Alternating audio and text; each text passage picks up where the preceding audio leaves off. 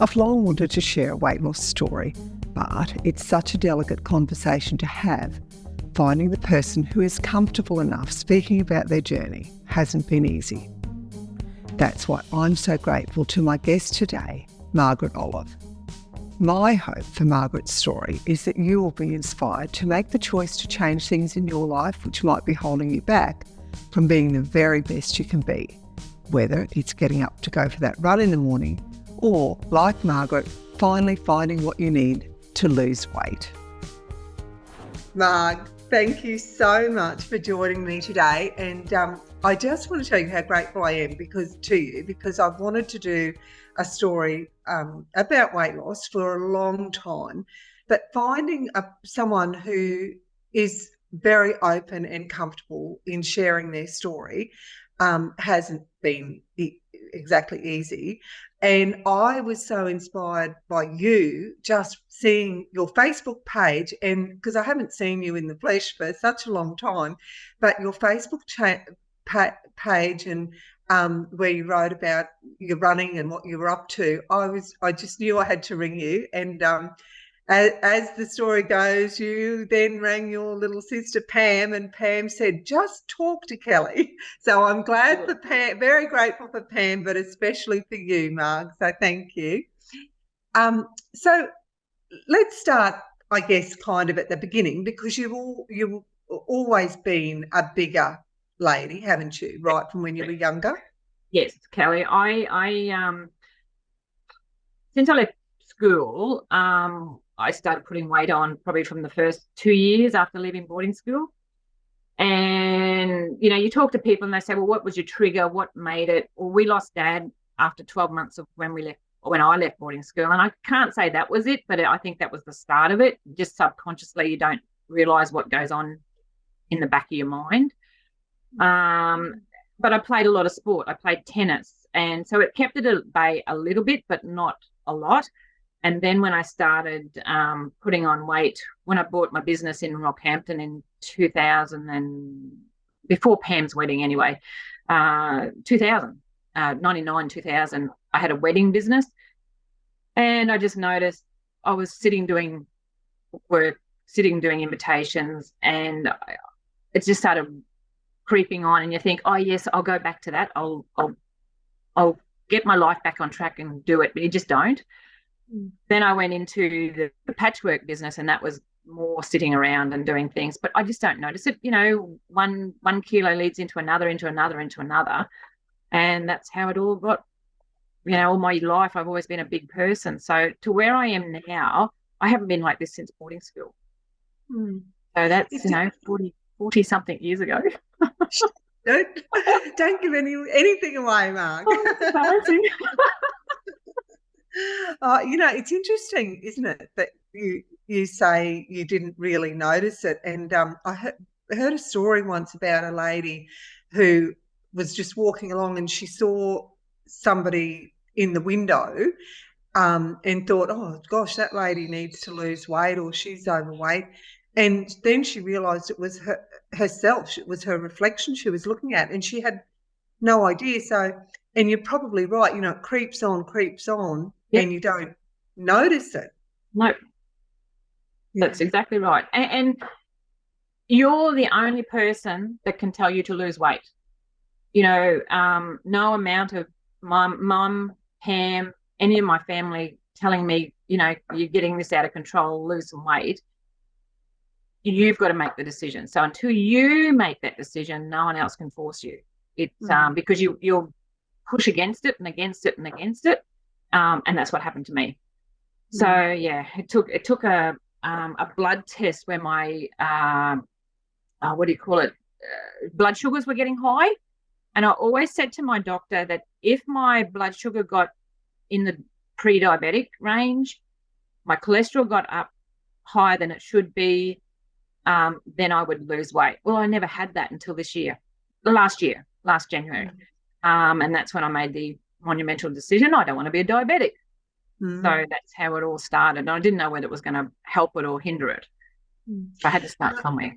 Marg, you know, when everybody was at you, you know, your family saying to you, you've got to lose weight, and Do you think in a way you get a little bit defiant and think Yes, you can't tell me what to do?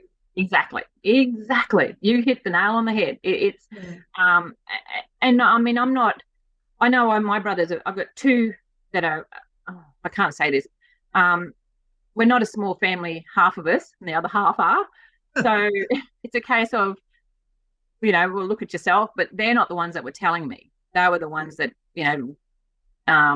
it's, I don't know how to put it, Kelly, in that they were doing it out of the kindness. I realize that now, but back then it wasn't. To me, I felt like I was being attacked, and Mum was the hardest one I just told her to not go there. And she was only doing it out of the goodness of her heart because she wanted me to stay on this earth, I suppose. Yeah. Because the thing that we had in our family is we lost Dad at 49 to a massive heart attack. However, on saying that, he had rheumatic fever as a child. So he had that against him, whereas we don't at the moment. But I'm still got that heart. You always got that in the back of your mind. So I don't want to go down that track. Here I am trying to be healthy and happy. Yeah. And so, Marg, I mean, it's not like you've just started trying, in the last couple of years either. So tell me about what that journey's been like and the disappointments that you've had. Yep. All right. Like everybody, anyone that's of a larger, in their obese or larger size, always tries to lose weight. So I've done the old Jenny Craig, Tony Ferguson, a few of the others, Improvise. There was all these shakes, and and they've worked for a couple of weeks, and then you just who can drink 3 meals a day? I like texture, so it's one of those. How do you sustain that? So it was a real roller coaster. And in 2011, I think it was, I spoke to my doctor here, and I said I have to do something. I was 140 kilos, and I'm not afraid to admit this. And I just said to him, I want to live. I'm just getting to the stage where I'm having trouble walking upstairs. My knees were hurting. My back was hurting. I want to get back into tennis. And all these variables I couldn't do until I got my weight under control. So he suggested this gastric surgeon. So gastric is a bariatric, which is your stomach. And I went to see a doctor here in Rockhampton, fabulous. He's only just started doing these gastric sleeves, they're called. So what a gastric sleeve is it takes 3/4 of your stomach and it takes it away. So you don't have as big a stomach. So instead of having, I'm trying to do this back to front, instead of having, a big stomach like this, you've got what you can fit in your hand. So anything you eat on your plate literally is all you can eat. You feel sick if you overeat. So please, if anyone is going out to dinner with people and someone's at the dinner table and say, I can't eat anymore, accept it, because more than likely they might have had the surgery and haven't told anybody and don't know how to tell people, because that's how I was the first time. Entree is was my best friend back then. And then, so that was in 2011. I lost the 40 kilos. I lost it really quickly. I didn't understand a lot about it. And that was too quick and easy. And I thought, well, that was easy. I can do that. And then I started putting it on in 2014. And it just was a gradual, I got back into eating sweets again. And lollies, chocolates are my world's worst friend. So it's not that I ate big meals. I just ate stupid things. So in between meals, I'd eat the wrong things. Then that took me back up to 143 kilos as of January last year, so 2022. I can't believe I'm telling you all this. Oh, Margaret, because I've been so embarrassed about this for so long, but I just feel if I don't get it out there and if someone else can get something out of this by realizing what I've been through, that they might get something out of it as well. So, and I was at a friend's place in Childers. We had a sewing weekend, and it was a hot weekend. Her air conditioning wasn't working, and I really felt it. So we all went for a walk in the afternoon. I struggled. could not walk down the paddock. So she lived on a property outside of Childers. And I said, right, when I get back to Rocky, I'm going back to this surgeon that did my original surgery.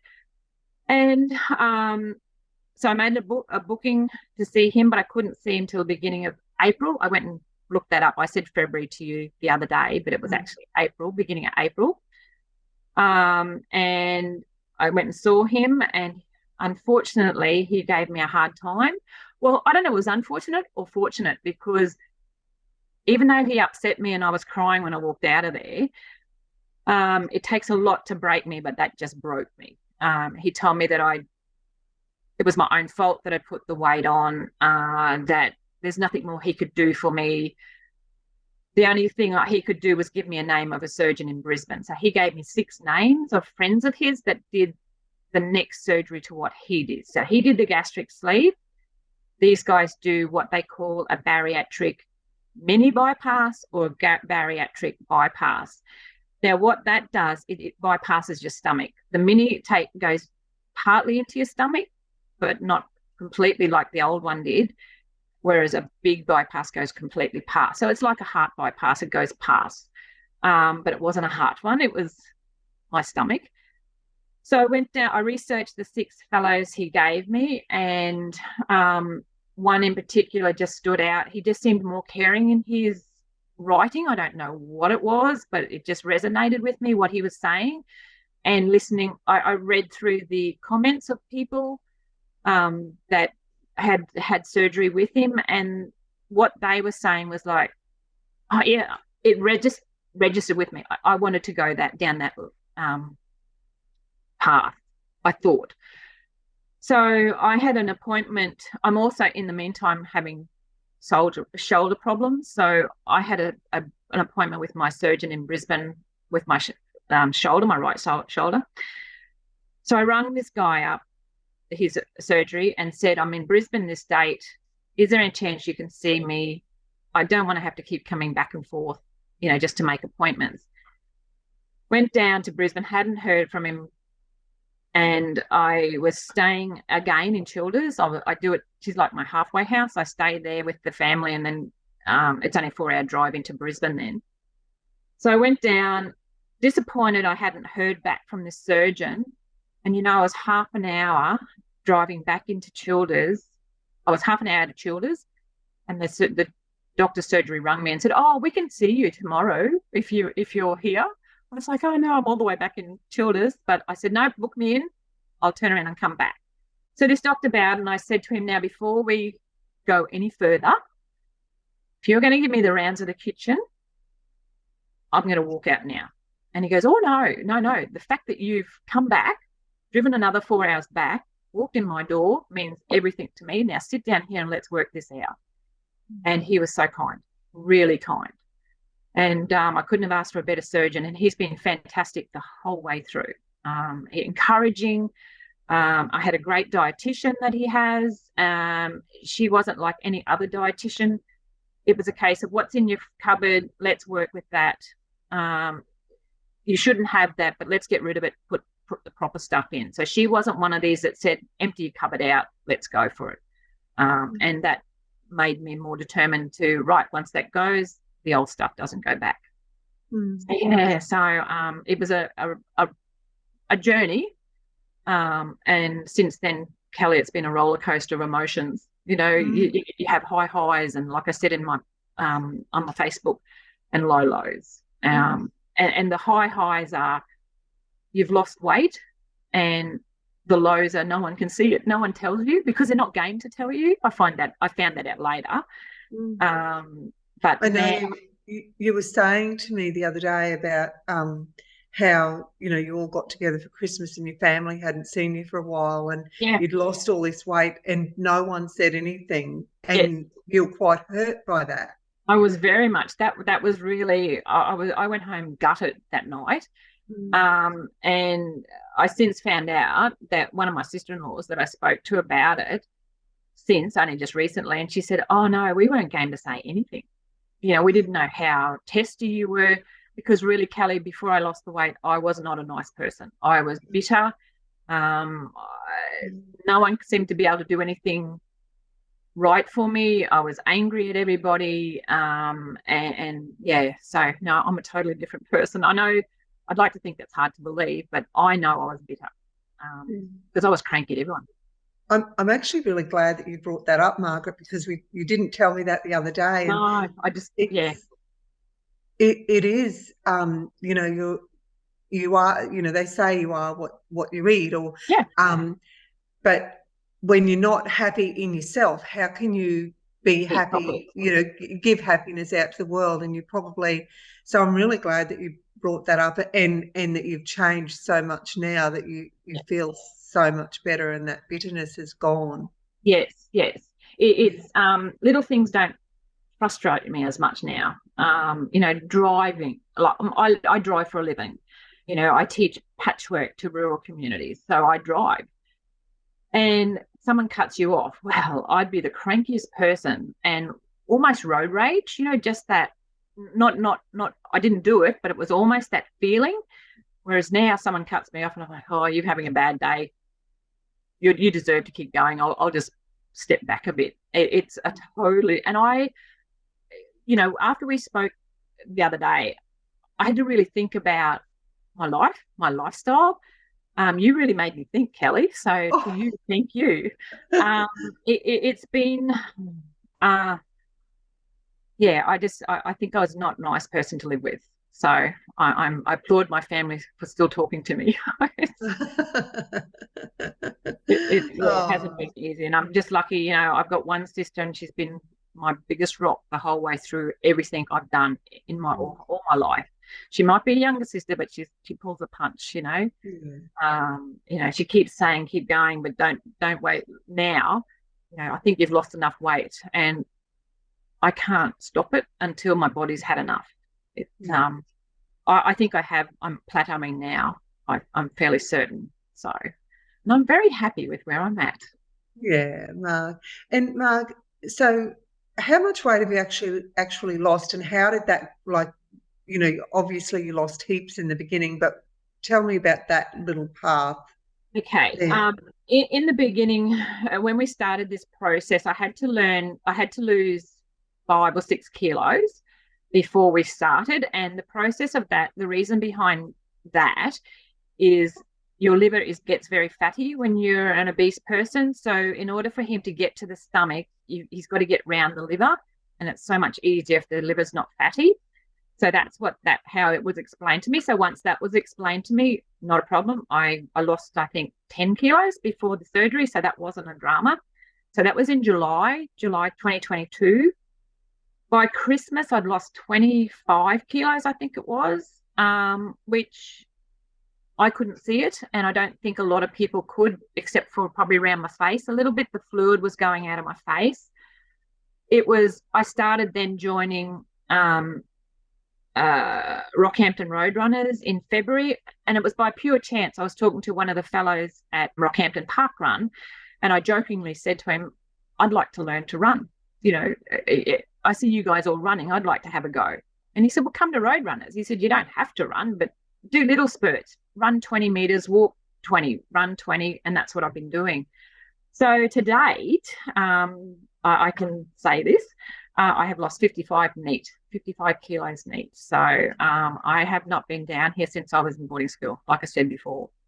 And it's just unbelievable. And, you know, you're talking about someone you spoke to about in the mirror, you saw someone, or they saw it in the window of a shop. I see it now when I try clothes on, and I think, oh, is that me? You know, oh, righto. Oh, those clothes. And the biggest, hardest thing I'm having trouble with at the moment is I've been a size 22, 24 for the last 10 years. Picking up a size 16, 14, that's unheard of. You know, I go automatically for 18s or 20s. You put them on and they're like, okay, this doesn't look right. So I've just got to learn the process. And Pam was the one in February when I stayed with her and AJ when she was having her foot operation in the sunny coast. We went shopping and she goes, just try this on. And I went, don't be silly, you know, that won't fit me. one size fits all, and normally that's a size 16 is the highest. She said, just try it on. And I did, and it was an outfit I wore to Courtney's wedding. So, yeah. So I couldn't see that then, but now I'm seeing it. I can see it in the mirror, and I still can't believe that person is me.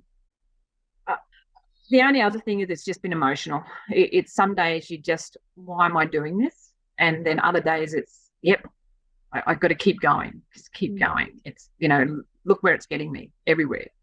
I feel so much better. I can do things. I mow my lawn now, not a problem. I walk or run 3 days a week, and I go to a PT twice a week. Now, before it was only park run once a week and PT twice a week, but I never pushed myself. So my park runs have gone from an hour and 5 minutes to do 5 kilometres, and I'm now running them at 44, which is not a huge amount to any runner, but to me it is. So absolutely not. Yeah. So I've just got to take those little accolades while I can. Yeah. I do little I'd like to say I do cartwheels, but I don't. In my head, I do. Marg, when you were trying those clothes on that you would normally have fitted in, and you put them on, they're way too big. How does that make you feel? Like, you must just have such a sense of accomplishment. Yeah. And it's not till I do that I realise how much weight I've lost, Kelly, because I live with this every day. So I still can't see it as much as I can, but I can't. I suppose I've got, the skin's terrible on my arms, and dare I say it, and I'm going to be very frank here, the inner thighs are what I would see on an 80-year-old, I feel. But that's because I've had weight there for so long that now that I've lost it, my varicose veins are popping. And it's not because I haven't had them before. They've always been there. But the skin, the fat's gone around them, that now they're coming out on the skin. So, yeah, things I didn't think I had. I've got the family trait. Sorry, Mum. But, yeah, it's I don't know. It's not something for everybody. I don't know whether anyone. You've got to be in the right headspace, and you've got to want to do it, because it hasn't been easy. You eat something sweet.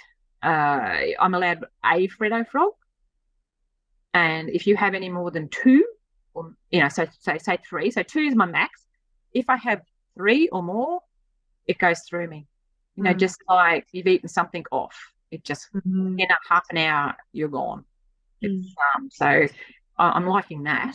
It's you do try it, and I do push the boundaries. I'm the first to admit it, but you don't go back there. You think, oh, well, I can still have one, but that satisfies me now, so that's good. Whereas a bag used to be the one that satisfied me before. Marg, it sounds like also that you have had a lot of support from your doctor and your dietitian. So is that kind of ongoing, and do they help you with those choices? Yes. The doctor, this is the first time I've really been, this is the second op I've ever had with it, but this doctor, I've seen him every 3 months. I've got a bit of a blood issue at the moment. So when I do my blood, so my iron level's low. So if we get on to what I should be eating with the dietitian, my blood count as of yesterday was really low.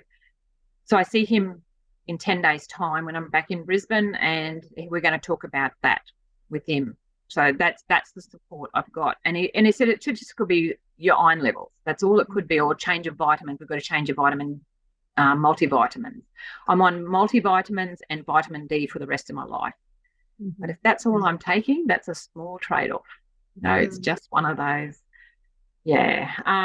But the dietitian, no, I haven't spoken to her for probably nearly 10 months, but she's on the end of a phone. I've never met her.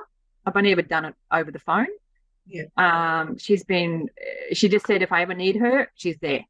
So I'll probably give her a ring before I go down there next week, just to tell her what's going on and what she thinks I'm doing wrong. But I know myself, dare I say it, Kelly, I'm not eating enough meat, not eating enough beef. because it sits heavy in my chest. I don't have the capacity, the space for it to sit in my stomach. I've only got a very tiny stomach now. I can't eat prawns. I can eat 4, and that's as much as I can eat because it's so dense. So anything that's dense, pork, prawns, and beef, I've got to eat either minced, mashed, or soft, like in a stew, which so it can be passing through your bowel a lot quicker and a lot easier. Otherwise, it sits there for days and you just feel really uncomfortable. And I didn't find out about the prawns one until I was with Pam and AJ on the Sunshine Coast. AJ thought it was fantastic because I ate 4 and he had to eat the rest. I was like, don't worry about it. I'll eat it. Of course, he thought that was great. Pam, what do you think this would have looked like if you just had the surgery and hadn't incorporated the exercise with totally different. I think because what happened last time was I didn't incorporate as much exercise as what I did this time. I probably still would have lost the weight, but I would have been a lot looser around here. My arms would have been a lot, I don't know, like that's bad, but not as bad as what I've still got muscle there. So apparently that will firm up a little bit, not a lot. I won't show you the other parts, but I can tell you now, I know someone that has done exactly what I have done, but with the major bypass, who can't exercise because of their knees and their back. And they've lost a lot of weight, and she looks gaunt. She looks really gaunt in the face, and in the neck. So she did that before she was the one that got me started before I did my operation. So the poor thing, and she's like, I just wish I could run like you do. And I said, well, just walk. And she said, but everything hurts. But I just walked through the pain. I ran through the pain. And then I started seeing a chiropractor, which I swore I'd never do. But he got me back on track again with my knees. So, yes, you're right. Without exercise, Kelly, and I hate, and I emphasize hated people that used to say this to me. Without exercise, you can't achieve what you want. So they say without exercise and without what was the other thing? Eating right. Well, yes, that's a given, but you've got to have a little luxury in there as well. So I've incorporated the little bit of luxury, but I'm working at the other end of it, which is the exercise, so that I can do that. And the other one, I hate people saying to me, well, you must have so much more energy. And I do, but I try not to say it to people because I know what I hated hearing when I didn't have energy. You just hear people saying, oh, I've got so much more energy. Yeah. So, yeah, I try not to say that to anybody else. Exercise is such a funny thing, isn't it? Because we've been up in Townsville and Berry and all going up, walking Castle Hill nearly every day. And Mac and Gail came up and we took them up one day. Anyway, Gail was sitting there the next day and she said, as much as I hated doing that yesterday, I actually want to go again. It must get your endorphins going. And it does, and I can resonate with Gail because last weekend we were down at Emu Park and we walked up Kemp Hill. So it's not a big hill, but for me it was. And I did the same thing. I whinged the whole way up. I'll be the first to admit. When I got to the top, I went, oh, can we do that again? I actually quite enjoyed it. By the time we got up to the top, the next day I said, let's do that again. I thought it was great. So, yes, we didn't, thank goodness. So, yes, it is exercise, unfortunately. And I'd like to get back into tennis. And that's my be-all and end-all. Mum played tennis till she was in her 70s. So I'd like to still do that. But at the moment, it's just a struggle with my knees. So I'm getting them sorted. And I get my shoulders fixed and look out. You'll be Master champion. Yeah, exactly. On the tennis circuit, Masters tennis circuit. Yes. Marg, how did you deal with the tough days when, you wanted to give up? What kicked in then for you that kept you going? When I'd almost say I did give up, Kelly. I got to the stage where no one's going to tell me what I can and can't eat. So I did had something sweet, had just say a glass of cordial. I was on those hot days and you just needed something refreshing. So I'd have a glass of cordial and it'd go through me, and that got me back on track again. It was like, okay, I can't give up. So now on the days that I felt fatigued, obviously I'm not eating something. So I start thinking about, okay, what have I been eating? All right, I know I haven't been eating this week in particular, meat, beef, any protein. So I've got to be very mindful of those sort of things. So when I go out to dinner with friends, the first thing I eat is protein, because you can go without your veggies, you can go without your fruit, you can go out without anything else. Protein is the main, I've learnt, the main thing. So, but yes, I don't know quite how to answer it properly, but yeah, those hard days were hard. And the surgery that I've had doesn't really allow you to go on the go off track very often, because it's what happens is you get this what they call dumping syndrome, and you spend time on the bathroom, on the toilet, and it goes through you and you feel whacked afterwards, and it's not a nice feeling. And you don't go once, you go 2, 3, 4 times, and once it's out of your system it's good, but by the time it's out of your system you just feel totally tired. So yeah. Marg. You've got to learn. It's all right. No, it's my own fault. You've got to learn these things. But the other thing, my favorite thing in the world is avocado. Absolutely love it. Can't eat it. It's too oily. So anything oily, so anything deep fried. Not that I was ever a big deep fried person, but I love chips. That's probably my only deep fried downfall. I have 3 and that's it. I can't. My stomach starts reacting, so you just pull up. So whereas once before I'd keep eating and eating until that box of chips, in your cup of chips was gone. So no, I've learned if I want something and it costs me $15 and I only eat, a very small amount, doesn't matter. I chose to buy it.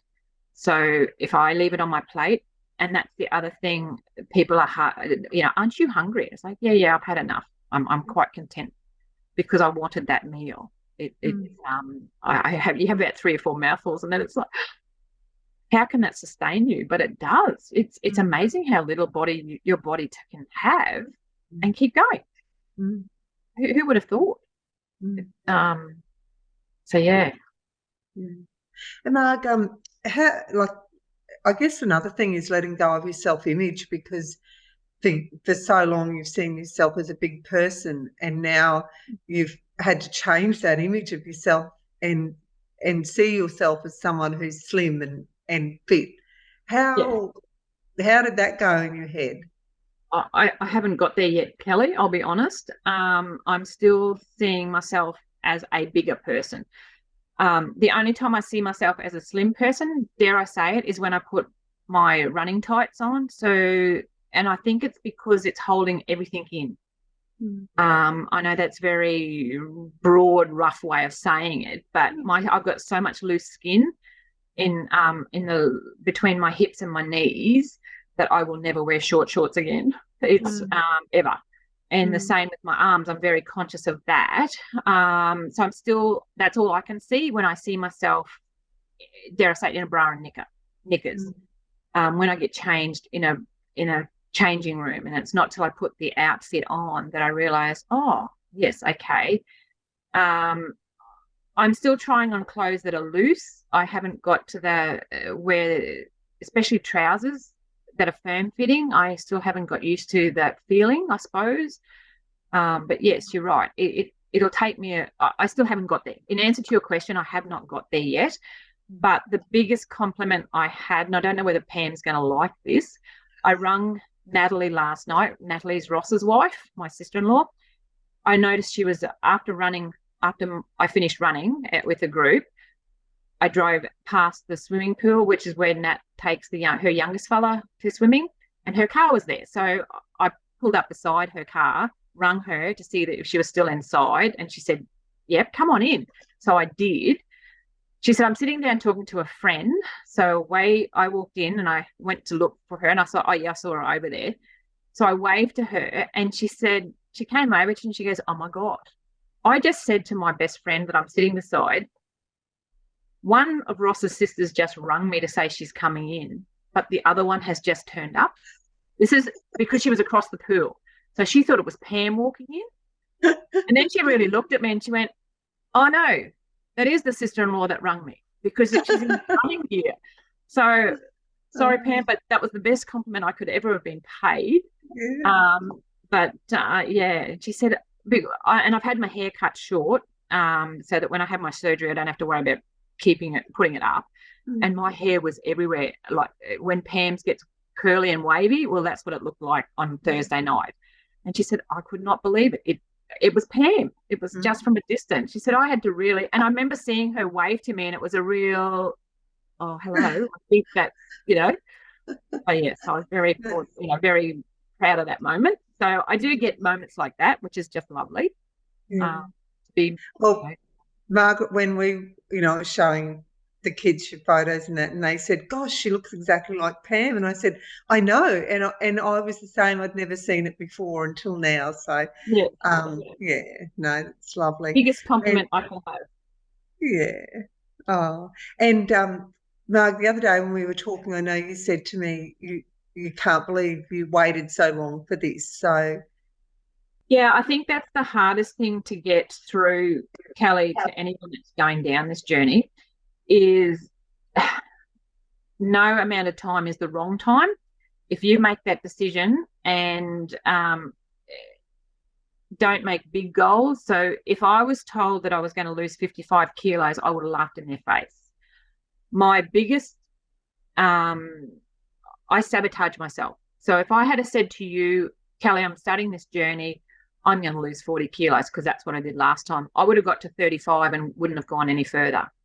So this doctor was the one that made me see this. He said, no, I want you to lose 10. And then the next one was, okay, let's do 20. Then the next one was 25 and he started doing 5 kilo increments. I think he's been around a few people that have just sabotaged it.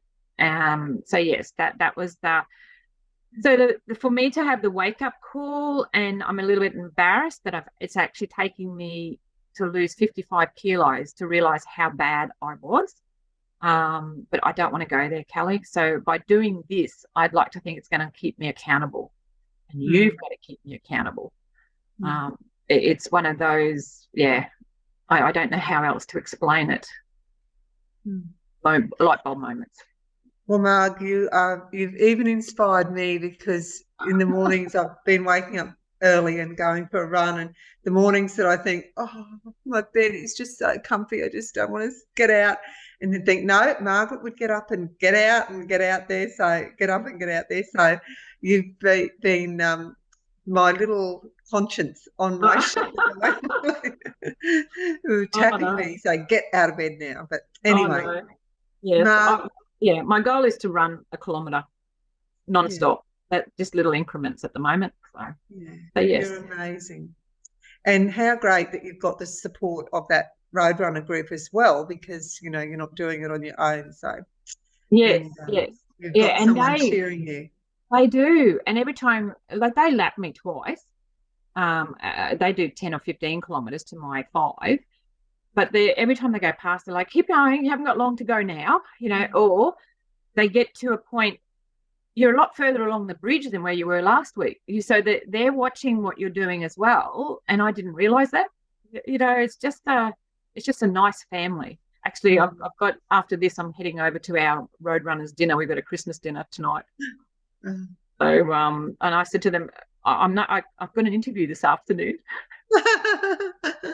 Oh, Marg, well, I better let you go so you can get ready for that dinner. But thank you so much, and I'm looking forward to seeing you in the flesh in the not too distant future. Yes, that would be lovely, Kelly. We'll catch up and have a good get together. A drink of water together for me, but yes. Oh, Marg, thank you very, very much. You are very inspiring, and I'm very grateful to you for sharing your story. You're welcome. I just hope it helps one person. That's my, if I had seen this on someone else, if I had watched this podcast, I think it would have inspired me earlier, if that helps. So if I can help one person, I'll be happy. Well, lucky we're doing it now and we haven't left it any longer. Exactly. I agree. Thanks. Thank you so much, Marg. You're welcome, Kelly. Anytime. Thank you for watching and listening to my interview. If you'd like to hear more inspiring stories, subscribe to my YouTube channel or my podcast and follow me on Instagram and Facebook at Life Journey TV.